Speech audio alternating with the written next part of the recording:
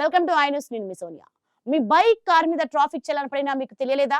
Message రాలేదు, notice అందలేదు అని తప్పించుకునే రోజులు ముగియబోతున్నాయా? తెలంగాణ ప్రభుత్వం తాజాగా తీసుకొచ్చిన కొత్త నిబంధన ఇప్పుడు లక్షలాది వాహనదారులను నేరుగా ప్రభావితం చేయబోతోంది. మొబైల్ నెంబర్, వాట్సాప్, ఇమెయిల్ వివరాలు అప్డేట్ చేయకపోతే భవిష్యత్తులో భారీ ఇబ్బందులు ఎదురయ్యే అవకాశం ఉందంటున్నారు అధికారులు. అసలు ఈ కొత్త రూల్ ఏంటి, ఎందుకు తీసుకొచ్చారు చూద్దాం.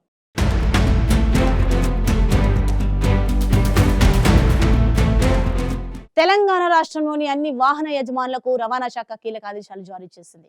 ఇకపై ట్రాఫిక్ చలాన్లు, రవాణా శాఖ నోటీసులు, ఇతర అధికారిక సమాచారం నేరుగా వాహన యజమానికి చేరేలా కొత్త విధానాన్ని అమల్లోకి తీసుకువచ్చింది. ఇందుకోసం ప్రతి వాహన యజమాని తమ mobile number, WhatsApp number, email ID వంటి వివరాలను కేంద్ర ప్రభుత్వ అధికారిక వాహన్ పోర్టల్లో తప్పనిసరిగా నమోదు చేయాలని సూచించింది. ఈ ప్రక్రియ కోసం ప్రభుత్వం 1 నెల రోజుల గడువు ఇచ్చింది. ఇక వాహనదారులు ఈ గడువులోగా తమ వివరాలను నవీకరించకపోతే తర్వాత వచ్చే చలాన్లు లేదా నోటీసుల విషయంలో మాకు సమాచారం రాలేదు అనే వాదనను అధికారులు పరిగణలోకి తీసుకోబోరని స్పష్టం చేశారు.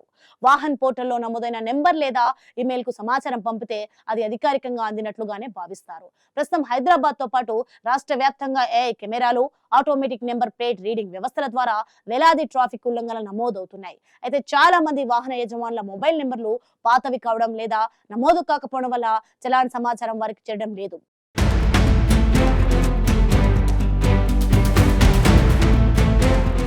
దీంతో పెండింగ్ చలాన్లు భారీగా పేరుకుపోతున్నాయి. ఈ సమస్యకు చెక్ పెట్టేందుకే ప్రభుత్వం ఈ కొత్త నిబంధన తీసుకొచ్చినట్లు అధికారులు చెబుతున్నారు. ఇకపై చలాన్ పడిన వెంటనే SMS, వాట్సాప్ సందేశం, ఇమెయిల్ ద్వారా సమాచారం అందేలా వ్యవస్థను మరింత బలోపేతం చేస్తున్నారు. దీంతో వాహనదారులు వెంటనే జరిమానాలు చెల్లించే అవకాశం ఉంటుంది.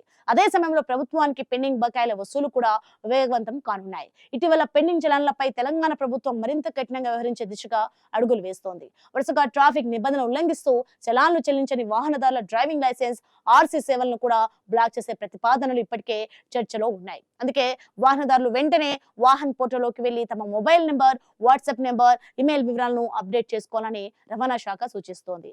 భవిష్యత్తులో చలాన్ల వివాదాలు తగ్గించి పారదర్శక వ్యవస్థను తీసుకురావడమే ఈ నిర్ణయం ప్రధాన ఉద్దేశమని అధికారులు చెబుతున్నారు.